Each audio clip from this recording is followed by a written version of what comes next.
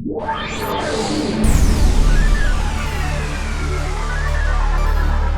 this tutorial, you're going to learn how to modify a GE to produce drum rolls, repeated notes, and other useful effects. We'll explore not only the correct settings to make, but some of the underlying structure and concepts. So fasten your seatbelt and let's go! To begin with, we're actually going to use a piano program so that I can explain a few features about this GE that we're going to use. So you can see I've chosen A0 Oasis piano here. I'm going to touch the Karma GE tab and go up here and touch my GE category select button. And we're going to use an arpeggio GE for this because you'll find that arpeggio GEs are pretty simple and easy to understand, especially the ones that are at the beginning of the category. So we're going to go to the beginning of the category and we've got all these ARP models here. These are basic, simple arpeggio creating GEs. We're going to use number 18 because I happen to have tried a few of these and I like what this one does better than the others for the purposes of this demonstration, but you could get a pretty similar result out of any of these. So let's select that. So I'm going to turn on Karma and let's play a C triad in the octave below middle C. And as you can hear, we've got this up and down arpeggio. You can also hear the effect of the duration envelope that is indicated in the title here. It's making the notes get shorter and longer. That's not an effect that we want to use for the drums here. It's just going to make things confusing if we record the notes later and they're getting shorter and longer. So let's go here to the Karma Edit tab, the MIDI Filter tab, and up here you have checkboxes for various kinds of data that Karma can generate. And so anytime you want to get rid of something, you can go over here and check these, and usually you can do what you want to do. It just so happens that envelope 2 is the duration envelope, so we uncheck that, play the chord again, and as you can hear, we've gotten rid of the shortening and the lengthening of the notes. So let's go back to the Karma GE play page, and I want to explain a few things. This RTC model field up here shows which RTC model is associated with this GE. Each GE has an RTC model that tells it how to map these 8 switches and 8 sliders when you load it, which parameters to hook them up to. So all GEs that use this RTC model comp lead have the same basic setup of the 8 switches and 8 sliders. So we're always going to find note range here on slider 5. So what note range does is expands and compresses the octave range of the notes as they're being generated. So if I play this C triad again here and start bringing down the note range parameter, it's going to start compressing the range of the notes, keeping them down lower and lower until we get to the bottom and we're just repeating a single note, the lowest note. So we're going to get our repeated drum note out of that.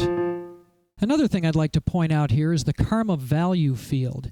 This shows you the actual value of the internal GE parameter that is being controlled by the switches and the sliders, whichever one you're moving. Each of these sliders goes from 0 to 127, but the actual internal range of the GE parameter could be much wider or narrower. So in this case, we can see it's going from 0 to 408.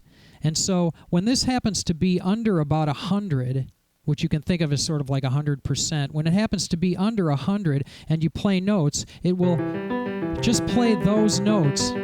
For example, I played 4 notes here and it's cycling through those 4 notes. Now when I push the note range up, you know, it'll jump up into the higher octaves. But if we keep it under the 100 area, it'll just play the notes we've given it.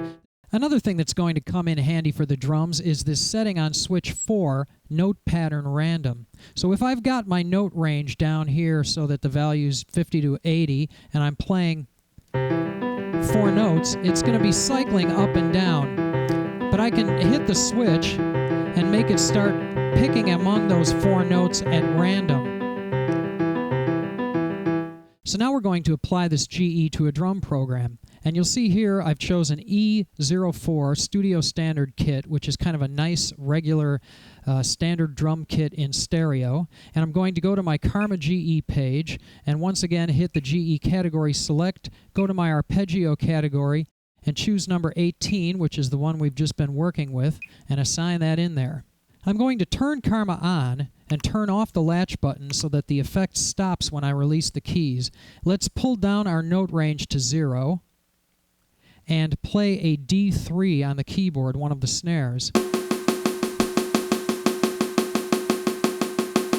Okay, we've got a repeated note, but we can hear some panning going on, and we'd like to get rid of it. So we once again go to the Karma Edit tab and the MIDI Filter tab, which I showed you before is the place for removing various kinds of data that you don't want. And in this case, you'll almost always find that those sorts of panning things are caused by either CCA or CCB patterns sending controller values of pan. So we're going to turn off CCA and try it out.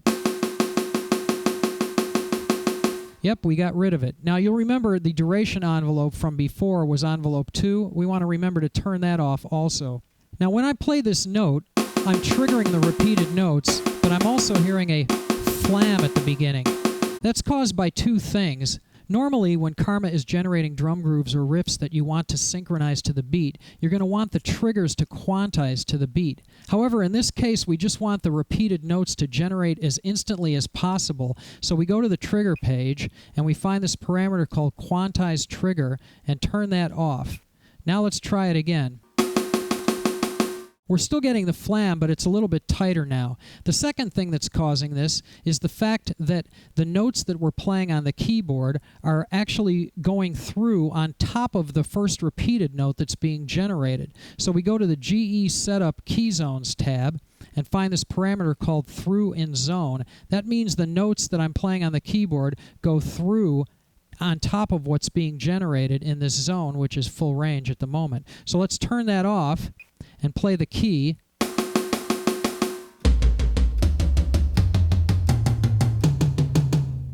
So now we get just the repeated note without the through note from the keyboard on top of it.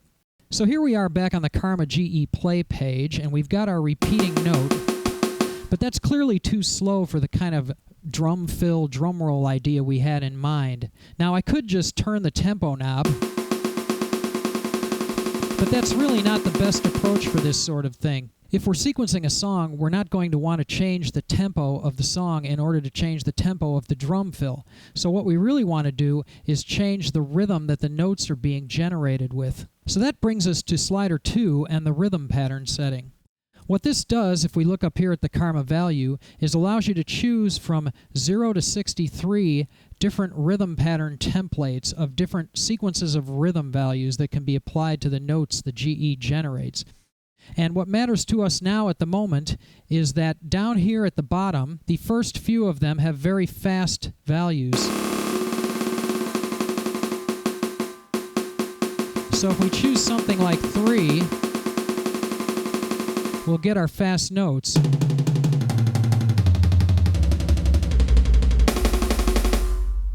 Now another parameter of interest is velocity accents on slider 4. If I play that snare note and hold it, you'll hear a little bit of velocity fluctuation in the notes. That's because this is at 117 right now. If I push this up to 127, there'll be no velocity accents, and we'll get that machine gun effect where every note is the same exact velocity. But if I start bringing this down a little bit, I can impart a velocity accent pattern to the notes as they're being generated and start making some of them softer and louder. Make it a little bit more realistic and more like a real drummer. You'll remember we were discussing the note range parameter a little while ago, and we've been keeping it down at the 0 range in order to get that single repeated note. But let's push that up a little bit so that our value here is in the 50 to 80 range, and now that's going to keep it sort of cycling around in the notes that I give it. So I'm going to play a D, E, F, G, and A below middle C, which will give me a couple snares and a couple toms. As you can see, it's just cycling up and down through those notes. But you'll remember I talked about the note pattern random button, so let's turn that on. And now it's kind of going at random between those notes, more like a real drummer doing a solo. Let's bring our velocity accents down a little bit. Make it a little more realistic, a little more nuanced there. Just play the 2 snare notes. Bring the others back in. We can increase the note range and get some notes higher up, maybe some cymbals. Go back to just the snares.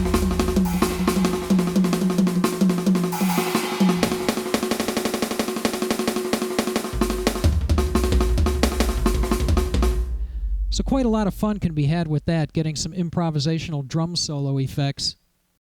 We've done a bunch of work so far, so let's remember to save what we've done so we don't lose it. I'm going to assume you know how to write a program to another location using the page menu. Let's just rename it here. Choose a new location, user D0. And there we are. So at this point, we've got a repeated effect where we can use the Karma switch to turn the rolls on and off.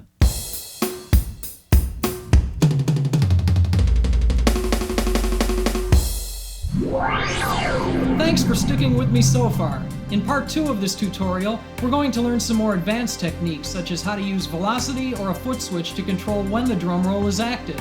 See you then!